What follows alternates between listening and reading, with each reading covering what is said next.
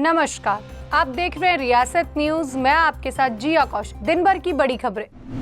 दिल्ली, नोएडा समेत पूरा एनसीआर कोहरे की चपेट में। हेडलाइट्स चलाकर चलाई जा रही हैं गाड़ियां। सूर्य कुमार यादव का बढ़ेगा सिरदर्द। आज साउथ अफ्रीका के खिलाफ है भारत का मैच। सोने चांदी खरीदने वालों की बल्ले बल्ले। 80,000 से एकदम से गिरकर आया सोना। बुलडोजर एक्शन पर सुप्रीम कोर्ट का एक बड़ा फैसला। दिल्ली, एनसीआर, पंजाब और यूपी समेत उत्तर भारत के अधिकतर इलाकों में आज यानी बुधवार 13 नवंबर की सुबह इस मौसम में अब तक का सबसे घना कोहरा देखने को मिला है। धुंध के कारण विजिबिलिटी यानी दृश्यता काफी कम हो गई है। दिल्ली के इंदिरा गांधी इंटरनेशनल एयरपोर्ट पर सुबह 6 बजे 100 मीटर विजिबिलिटी रही, तो वहीं इंडियन एयरपोर्ट और पंजाब के अमृतसर एयरपोर्ट पर 0 विजिबिलिटी दर्ज की गई है। सड़कों पर लोग गाड़ियों की हेडलाइट्स जलाकर चल रहे हैं। हालांकि दिन चढ़ने के साथ ही इसके छटने की उम्मीद बताई जा रही है। राष्ट्रीय राजधानी दिल्ली समेत उत्तर भारत में अचानक बदले मौसम और घने कोहरे के पीछे कई पर्यावरणीय कारण और मौसमी गतिविधियां जिम्मेदार हो सकती हैं। दिल्ली, यूपी, पंजाब से लेकर असम तक सुबह सुबह आसमान में धुंध नजर आ रही है। साथ ही तापमान में भी गिरावट आने वाली है। लोगों को ठंड का एहसास हो गया है। हरियाणा के सोनीपत में घने कोहरे ने वाहन चालकों की परेशानियां लगातार बढ़ा दी हैं। सड़कों पर गाड़ियों की रफ्तार सुस्त पड़ने के साथ सोनीपत से गुजरने वाले ट्रेनों पर भी कोहरे एवं धुंध का असर दिखाई दे रहा है। दिल्ली, अंबाला और अंबाला दिल्ली जाने वाले कई ट्रेनें अपने निर्धारित समय से देरी पर भी चल रही हैं। वहीं दिल्ली एनसीआर का वायु गुणवत्ता सूचांक यानी एयर क्वालिटी इंडेक्स AQI लगातार चिंता का विषय बना हुआ है। दिल्ली SCR का AQI बीते कई दिनों से बहुत खराब है और कई जगह गंभीर श्रेणी में बना हुआ है। इस बीच लोग इस बात को लेकर कंफ्यूज हैं कि ये कोहरा फॉग है या स्मॉग है। दरअसल सर्दी बढ़ने के साथ साथ दिल्ली और इसके आसपास के क्षेत्रों में वायु प्रदूषण का स्तर काफी बढ़ता जा रहा है, जो लोगों के स्वास्थ्य के लिए एक गंभीर समस्या है। आज 13 नवंबर की बात करें तो सुबह 6 बजे के करीब दिल्ली में औसतन एयर क्वालिटी इंडेक्स AQI 349 दर्ज किया गया, तो जो बहुत खराब कैटेगरी में आता है। वहीं हल्की ठंड के साथ कोहरे भी छाए हुए हैं। दिल्ली एनसीआर के अधिकतर इलाकों में स्मॉग के साथ कोहरे भी हैं। भारतीय टीम और साउथ अफ्रीका के बीच 4 मैचों की T20 सीरीज का तीसरा मुकाबला आज यानी 13 नवंबर को खेला जाना है। यह मैच सेंचुरियन के सुपर स्पोर्ट पार्क स्टेडियम में होगा। मुकाबला भारतीय समय अनुसार रात 8:30 बजे से शुरू होगा, जबकि टॉस उससे आधे घंटे पहले यानी 8 बजे होना है। शुरुआती 2 मैचों के बाद दोनों टीमों के बीच सीरीज 1-1 से बराबरी पर चल रही है।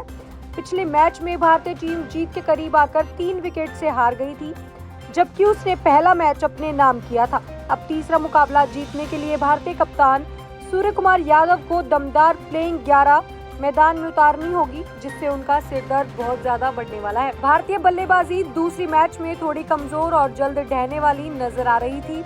ऐसे में इस डिपार्टमेंट को मजबूती देने के लिए कप्तान प्लेइंग 11 में स्टार स्पिनर और धाकड़ बल्लेबाज रमनदीप सिंह को मौका दे सकते हैं। हालांकि इसकी संभावना बेहद कम ही है। कप्तान प्लेइंग 11 से कोई छेड़छाड़ नहीं करेगा। भारतीय टीम ने सेंचुरियन के इस स्टेडियम में अब तक सिर्फ एक T20 मुकाबला खेला है और 21 फरवरी 2018 को खेले गए इस मैच में साउथ अफ्रीका ने 6 विकेट से हराया था। उस पुरानी अफ्रीकी टीम 3 प्लेयर मौजूदा सीरीज में भी खेल रहे थे। ये क्लासेन, डिवाइड मिलर और रीजा हेंड्रिक्स थे। ऐसे में इस मैदान पर क्लासेन से भारतीय टीम को संभल कर रहना होगा। साउथ अफ्रीका के खिलाफ द्विपक्षीय T20 सीरीज में भारतीय टीम का रिकॉर्ड धांसू है। पिछले 5 सीरीज से भारतीय टीम हारी नहीं है। इस दौरान 2 सीरीज में भारत को जीत मिली है, जबकि T20 सीरीज ड्रॉ पर खत्म हुई है। भारत और साउथ अफ्रीका के बीच अब तक 9 द्विपक्षीय T20 सीरीज खेली गई हैं। इस दौरान भारत ने 4 और अफ्रीका ने 2 जीती। 3 सीरीज ड्रॉ रही हैं। भारतीय टीम को आखिरी बार अक्टूबर 2015 में साउथ अफ्रीका के खिलाफ द्विपक्षीय T20 सीरीज में हार झेलनी पड़ी थी। इसके बाद से टीम हारी नहीं है। अब भारत और साउथ अफ्रीका के बीच 10वीं द्विपक्षीय T20 सीरीज खेली जानी है। सोना और चांदी खरीदने वालों की बल्ले बल्ले होने वाली है। अगर आप भी शादियों के सीजन में सोना और चांदी खरीदने वाले हैं तो ये खबर आपके लिए है। जी हाँ, लगातार जो है दिवाली जा चुकी है और दिवाली के बाद लगातार शादियों का सीजन बहुत अच्छी तरह से चालू हो चुका है। और अगर आप भी सीजन में सोना और चांदी खरीदने वाले हैं तो आप इस खबर को ध्यान से सुने। और लगातार सोने और चांदी में गिरावट बनी हुई है। ये गिरावट आने वाले समय में भी बनी रहेगी और ये घटकर 72,000 रुपए प्रति 10 ग्राम तक भी आ जाएगा। मांग में सुस्ती का असर ये हुआ कि सराफा बाजार में मंगलवार को कमजोर वैश्विक संकेतों के बीच सोना चांदी की कीमत में दूसरे दिन गिरावट देखी गई। आज 99.9% प्योरिटी वाले सोने की कीमत 1750 रुपए की गिरावट के साथ 77,800 रुपए प्रति ग्राम हो गई है। पिछले सत्र में यह 69,550 रुपए प्रति 10 ग्राम पर बंद हुई थी। चांदी की कीमत की बात करें तो चांदी की कीमत में भी मंगलवार को 2,700 रुपए की गिरावट के साथ 91,300 रुपए किलोग्राम रह गई है, जबकि इसका पिछला जो बंद भाव था वो 94,000 प्रति किलो था। 99.5% शुद्धता वाले सोने का भाव 1,700 रुपए गिरकर 87,400 प्रति 10 ग्राम पर आ गया है। सोमवार को सोने की कीमत 69,150 रुपए थी, 10 ग्राम पर बंद हुई थी। LKP सिक्योरिटीज के वाइस चेयरमैन रिसर्च एनालिस्ट जिंस और मुद्रा जितेन त्रिवेदी ने कहा, डॉलर इंडेक्स में मजबूती के कारण कॉमेक्स पर कीमतें $2,600 से नीचे बनी हुई हैं, जिससे सोने पर दबाव बना हुआ है। M6 में सोना गिरकर 10 अक्टूबर के बाद पहली बार 75,000 रुपए से नीचे आ गया था। उन्होंने कहा, मौजूदा गिरावट का रुझान बताता है कि आगे भी कमजोरी बनी रह सकती है। अगर कॉमेक्स सोना $2,600 से नीचे रहेगा तो आगामी सत्र में $2,500 के सत्र को छुएगा। कीमतें 72,000 रुपए तक गिर सकती हैं। विदेशी बाजारों में कॉमेक्स सोना वायदा $19.90 प्रति एंस या 0.76% गिरकर 2,597 प्रति डॉलर पर भी आ सकता है। बुलडोजर एक्शन पर सुप्रीम कोर्ट के जज फैसला पढ़ रहे थे और अब उन्होंने एक बड़ा बयान जो है वो दिया है। डीएम 1 महीने में नोडल अधिकारी नियुक्त करने वाले हैं, ये सुप्रीम कोर्ट का कहना है। सभी राज्यों के मुख्य सचिवों को आदेश भी भेजा गया है। स्थानीय नगर निगम के मुताबिक नोटिस होने चाहिए। सुप्रीम कोर्ट ने साथ साथ बुलडोजर एक्शन पर नोटिस डाक से भेजने को कहा है। साथ ही साथ गलत कार्रवाई पर अधिकारियों को भुगतान भी करना होगा। और इसी के साथ सुप्रीम कोर्ट ने अनुच्छेद 142 के तहत निर्देश भी जारी किए हैं। सुप्रीम कोर्ट का कहना है कि यदि ध्वस्तीकरण का आदेश पारित किया जाता है तो इसे आदेश के विरुद्ध अपील करने के लिए समय भी दिया जाएगा। बिना अपील के रात भर ध्वस्तीकरण के बाद महिलाओं और बच्चों को सड़क पर देखना कोई भी अच्छा दृश्य नहीं है। बिना कारण बताओ नोटिस के ध्वस्तीकरण नहीं किया जा सकता। साथ ही साथ मालिक को पंजीकृत डाक द्वारा नोटिस भेजा जाएगा और संरचना के बाहर चिपकाया भी जाएगा। नोटिस से 15 दिनों का समय नोटिस तामील होने के बाद ही ध्वस्तीकरण करना होगा। साथ ही साथ तामील होने के बाद कलेक्टर और जिला मजिस्ट्रेट द्वारा सूचना भी भेजी जाएगी। कलेक्टर और जीएम नगर पालिका भवनों के ध्वस्तीकरण आदि के प्रभारी नोडल अधिकारी भी नियुक्त करेंगे। नोटिस में उल्लंघन की प्रकृति, व्यक्तिगत सुनवाई की तिथि और उसके समक्ष सुनवाई तय की जाएगी। प्राधिकरण व्यक्तिगत सुनवाई करेगा और सरमिनट को रिकॉर्ड कर दिया जाएगा। इसके बाद अंतिम आदेश भी पारित किया जाएगा। इसमें यह उत्तर दिया जाना चाहिए कि क्या अवैध निर्माण समझौता योग्य है, और यदि केवल एक भाग समझौता योग्य नहीं पाया जाता तो यह पता लगाना है कि क्या इसका उद्देश्य था। आदेश डिजिटल पोर्टल पर प्रदर्शित किया जाएगा।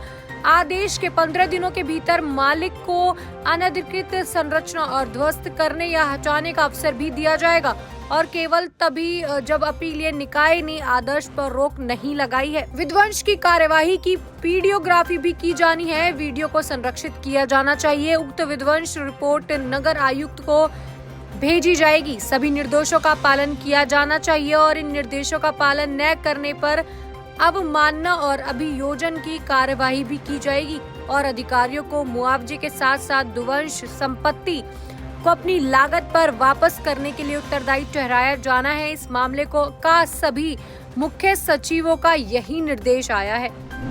पेपर लीक के चलते केंद्र सरकार का एक बड़ा कदम। हाल ही में आपने देखा होगा कि लगातार नीट, नेट और जितने भी बड़े बड़े एग्जाम हैं सबके सब लीक हो जाते हैं। अब पेपरों को लीक से बचाने के लिए केंद्र सरकार ने एक बड़ा कदम है वो उठाया है। केंद्रीय शिक्षा मंत्री धर्मेंद्र प्रधान की तरफ से एक नया कदम बढ़ाया गया है। उन्होंने एक नई पहल करी है जिससे अब की बार नीट और नेट के जो एग्जाम होने हैं उनमें जितनी भी गड़बड़ियां हैं सबको रोका जा सके और जितनी भी बार पेपर लीक होने वाला है उसे भी रोका जा सके।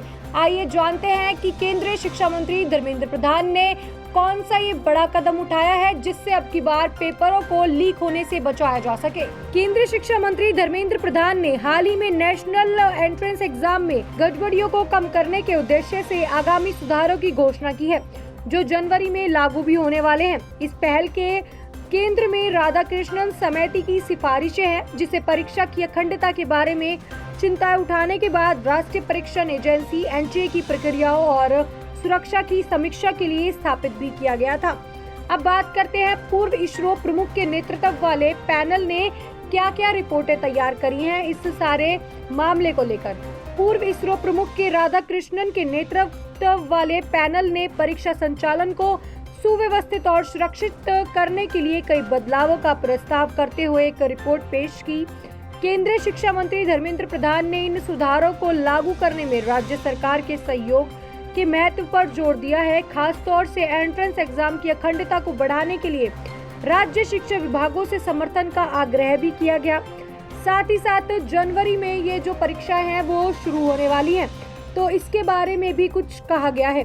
पीटीआई की रिपोर्ट के अनुसार मंत्री ने कहा है कि राधाकृष्णन समिति ने अपनी सारी की सारी सिफारिशें दे दी हैं और इसे लागू करने के लिए राज्यों का सहयोग भी बहुत ज्यादा जरूरत है। साथ ही साथ मंत्री का कहना है कि मैंने इस मामले में अभी से अपील नहीं करी है, बहुत पहले से अपील करी है। खासकर प्रवेश परीक्षाओं के संबंध में मैंने सभी राज्य सरकारों के शिक्षा सचिव से भी अपील करी थी। आगामी वर्ष के लिए एक नई प्रवेश परीक्षा जनवरी में शुरू होने वाली है। पिछले साल के अनुभवों के आधार पर सरकार ने बहुत सारे नए सुधार के कदम उठाए हैं। बता दें कि राधाकृष्णन पैनल का जो गठन है वो नीट और नेट में कथित अनियमितताओं के बाद किया गया है जिससे कथित पेपर लीक के मामले भी शामिल है। सुरक्षा से समझौता करने की चिंताओं के कारण पिछली बार यूजीसी नेट की परीक्षा को रद्द कर दिया गया था।